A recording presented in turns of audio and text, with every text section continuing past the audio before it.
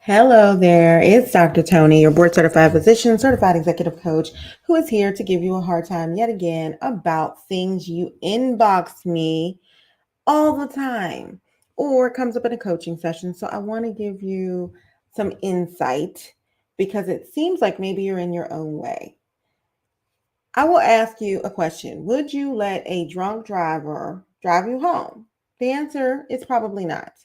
But y'all are making blind decisions a lot like somebody who is impaired.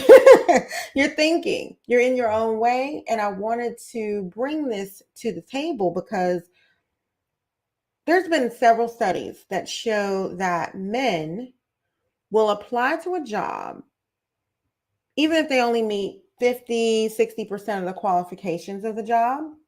But women will wait until they have 100% of all of the qualifications checked off before they will apply for the opportunity in the first place. So when they look at these groups side by side, they're looking at confidence. Everybody said, yeah, I'm confident. I just didn't think they would hire me. I believe in myself. I think I'll do a good job, but I didn't think that I wanted to waste the HR department's time or the hiring manager's time.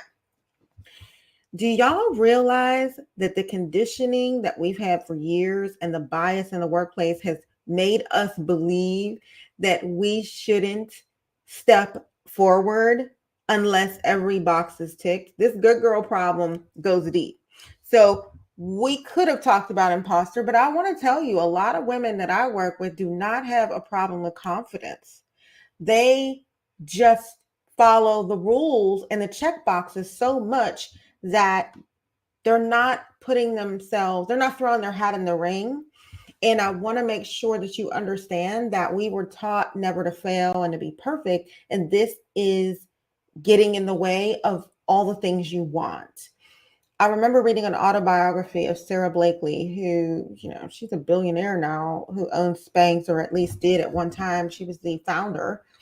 And she would talk about her father and how he conditioned her and her brother to think.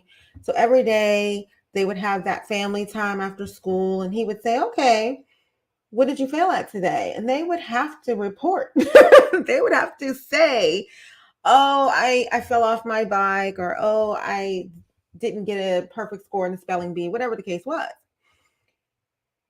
What if you were raised to believe that the more failures, the more tries, the more opportunities, the more times you threw your name in the ring, the more conditioned you would be to up your skill set, to let the nose fall off your back? You would brush them off. It would become You'd become immune to no or failure or worry that you weren't perfect. And frankly, it's worked really well for a lot of successful women.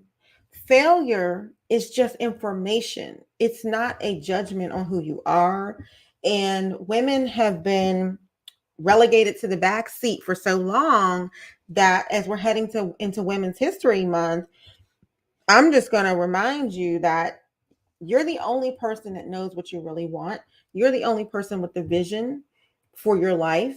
Only you know what your real gifts and skills and purpose might be. And if you're the person who thinks that the conditions have to be just right, or the check boxes have to all line up, or it has to have been done before, it has to make sense to other people, all these stories you're telling yourself, they're the reason why you might not exactly get where you're going efficiently.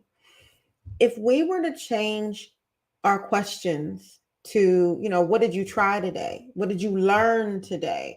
Instead of focusing on the negative aspects of not getting it perfect, so many of us would get where we're going a whole lot faster. Our outcomes would be better and our options would be better if we would step up. So I just want to ask you to not be your own worst enemy, not shoot yourself in the foot, not talk yourself out of taking a chance, a risk, and don't worry if they tell you no. That's the worst that could happen. Shoot.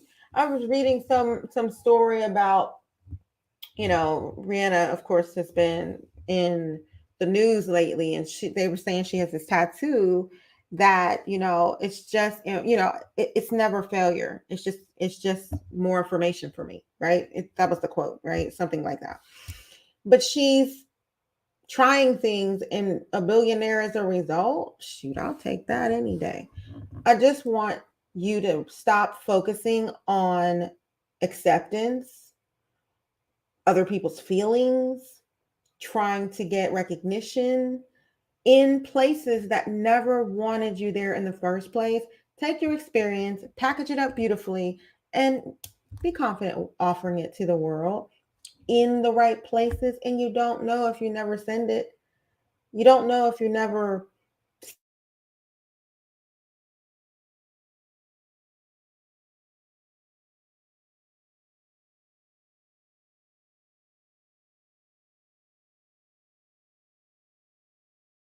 today. Have a good evening. If you want to be in my group, drtonymdvip.com, we will be having more coaching sessions very soon. And I look forward to seeing you all there because Women's History Month, and there's going to be a lot of talk around what we could be doing to improve our futures and that of our children, that of our next generation. It's so important. Many of us come from a background that may be different than where you are today. So, us getting together and having these conversations with people who we admire, respect, who have knowledge and wisdom to share is going to be really important. I'm finding a lot of women are getting stuck in what happened before and beating themselves up. They call it shooting yourself to death. Do not coulda, shoulda, woulda. It's not useful. It's okay to say, okay, what did I learn from that? But it's certainly not helpful if you're so busy rehashing and replaying it like a tape. Let's take that information, bring it to our group, bring it to other women who have found success, and figure out how we can build from where you are today. There's nothing you can't do. I was having a consult the other day and she knew exactly who she was. She's like, oh yeah, I was interested in this when I was in school and I studied it and then I didn't finish it because of family obligations. Kids grow up, the caregiving duties change. Why aren't you pursuing the things that you enjoy in life that would make you fulfilled? It's never too late to enjoy what you do, serve in the ways that you are meant to. And it's kind of a shame if you let your talent go to waste. There's a lot of things in this world that don't take as long as you think, and time is passing quickly. I was also seeing a headline that there are more 25 to 40-year-olds having heart attacks, and they associated it with, COVID and some other things, but there's no promise. There was a young lady in her 40s who just passed away, who was a big editor at NPR. I mean, honestly, nothing is promised. Take and seize the day. Give yourself a pass for things that you didn't do right or didn't do well from your point of view, and get those negative thoughts other people planted in your head out of there. Shut it down and get your energy aimed towards the goals that you really have in your heart. Most people can tell me what they want, but they're so afraid of the next question. How am I going to do it? One step at a time, one foot in front of the other. I look forward to hearing people's stories when they get where they're going. And often they leave out the rough patches, they leave out the rejections. But I remember when I read about Sarah Blakely, she had failed the LSAT twice. Her father was a big attorney, and she just knew she was going to follow in his footsteps, and she could never pass the bar exam. Well, the LSAT, she couldn't even go into law school, I guess. So she aimed her energy at something else, working at Disney World and, just failure after failure, cops selling fax machines. We don't even do fax machines anymore. But her journey led her somewhere wonderful. And I think if you just remember and touch back to that person you were as a young person before you started worrying yourself to death about getting it right, what did you like to do? What did you dream about? What did you spend your time on? What did you read books about? What did you watch on TV that made you think, man, I want to do that? You need to get back to that childhood level of wonder, joy, fun. Everything doesn't have to be this serious. One of my was having a event the other day, and he said, y'all need to have more fun. How you gonna build a business and don't enjoy what you do? You don't enjoy the people you work with? That's on you. So if you're not enjoying your day to day, if you're counting down the hours until the weekend or until your vacation or your time off, this is a sign that it's time for you to think about what you would rather build instead. I would invite you to my group, Work Life Mastery for High Level Professional Women.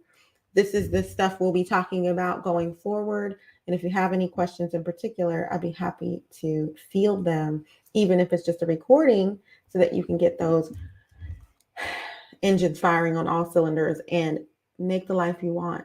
No one's going to bring it to us on a silver platter, but if we can get out of our own way and go make the application, go revamp that resume one more time and send it, something wonderful is about to happen. Just claim it. Have a wonderful evening. It's Dr. Tony. I look forward to hearing from you. I want you to build a life that you promised yourself and your family when you started your education, your career. It's time. Take care.